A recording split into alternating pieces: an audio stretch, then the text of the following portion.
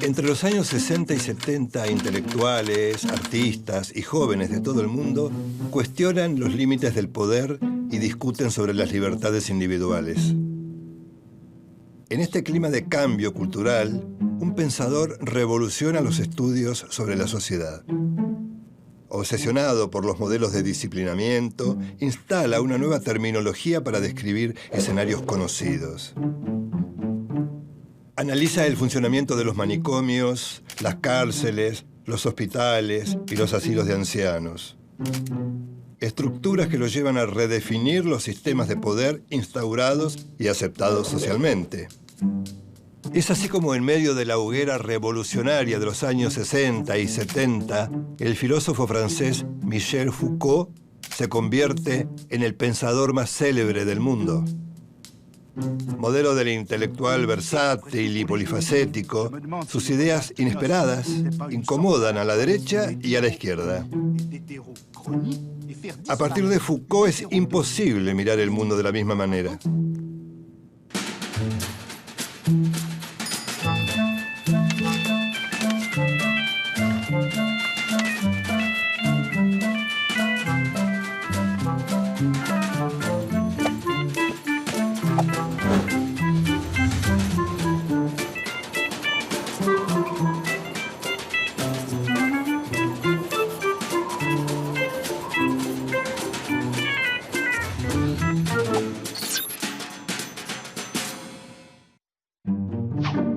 Michel Foucault, hijo, nieto y bisnieto de médicos, tenía un destino marcado, pero su negativa a seguir los mandatos familiares le generó profundas amarguras.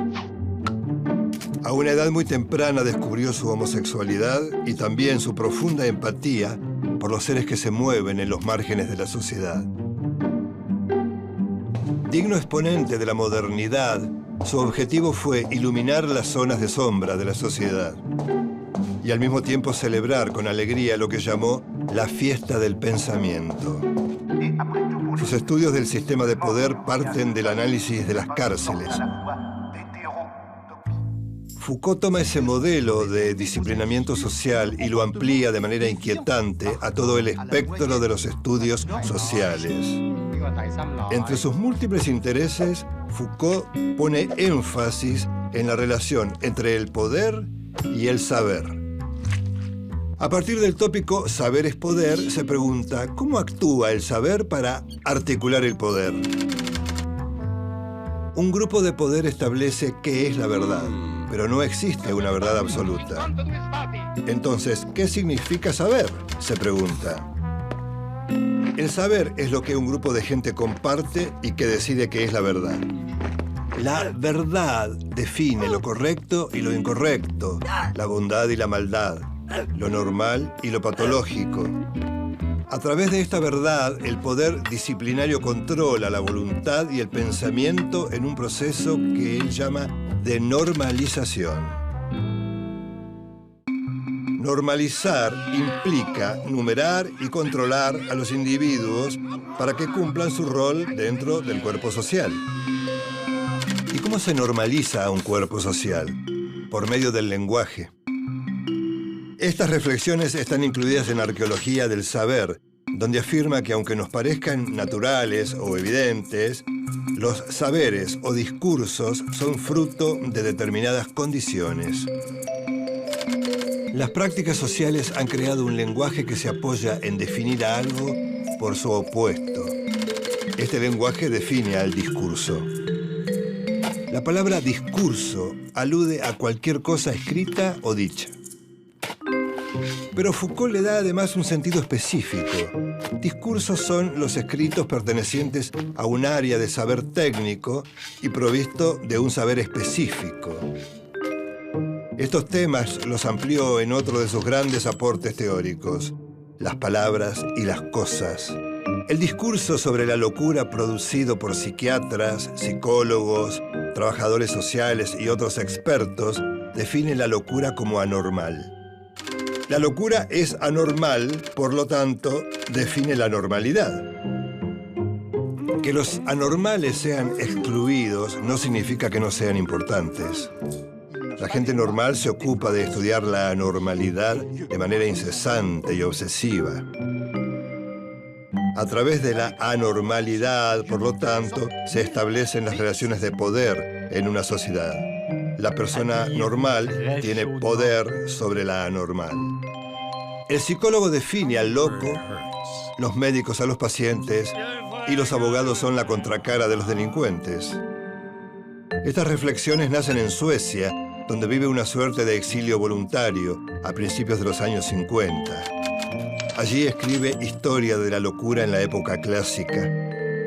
La locura implica la exclusión de cierta gente a través del confinamiento y el encierro. En lo que llama el Gran Confinamiento, describe que en el siglo XVIII, 1 de cada 100 parisinos fue encerrado. Locos, criminales y hasta epilépticos fueron confinados. En Vigilar y Castigar, Foucault describe los pormenores del suplicio y descuartizamiento de un condenado en 1757 en París.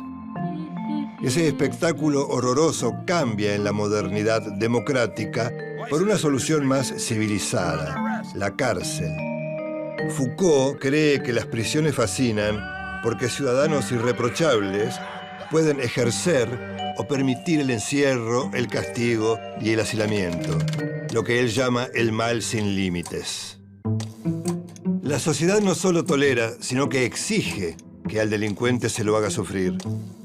El formato de las cárceles se expande luego a los asilos y los hospitales y finalmente a la institución escolar. En Microfísica del Poder, Foucault afirma que el capitalismo se perpetúa gracias al ejercicio de poderes que se hallan presentes por todo el cuerpo social. Los llama micropoderes. El poder no pasa por el enfrentamiento entre dominantes y dominados, como decía Marx. Según Foucault, el poder está presente en cada parte del entramado social.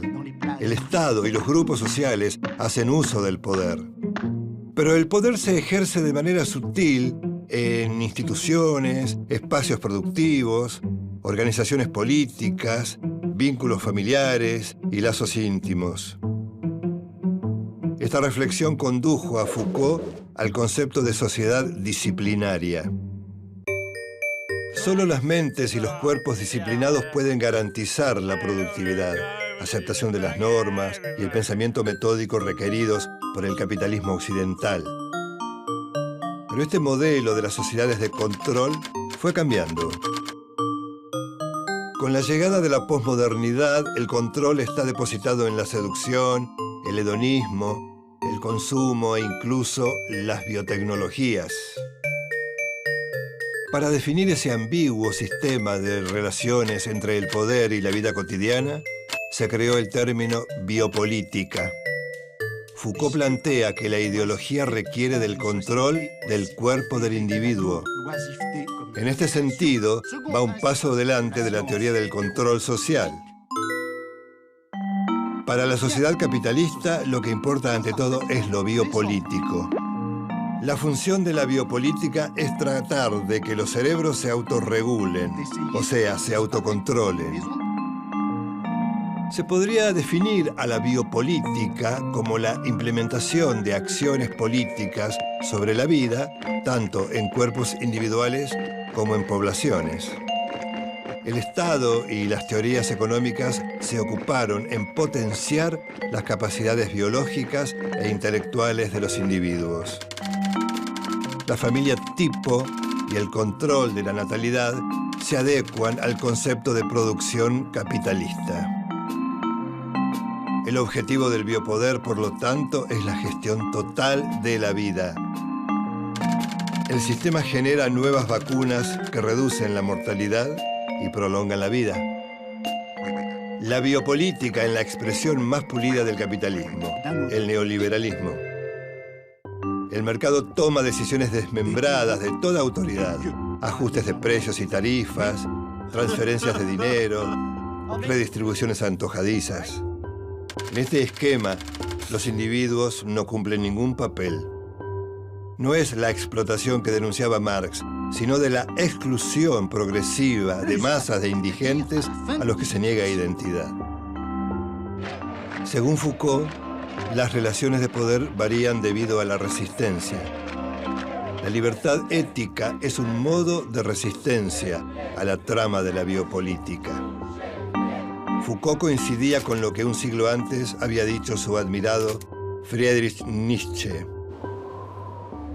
El hombre de la modernidad es un ser centrado en sí mismo, incapaz de grandes deseos, dedicado a preservarse y a evitar el dolor. Resistir implica que el sujeto se tome como una obra de arte. Por eso Foucault preconiza el arte de vivir. Michel Foucault murió a los 58 años. Era portador del virus HIV-Sida cuando esa enfermedad era incurable. Para ese momento era el pensador más leído e influyente del mundo. Su idea de que el poder es una red compleja y multidireccional, discontinua y azarosa, define claramente el escenario internacional del nuevo siglo.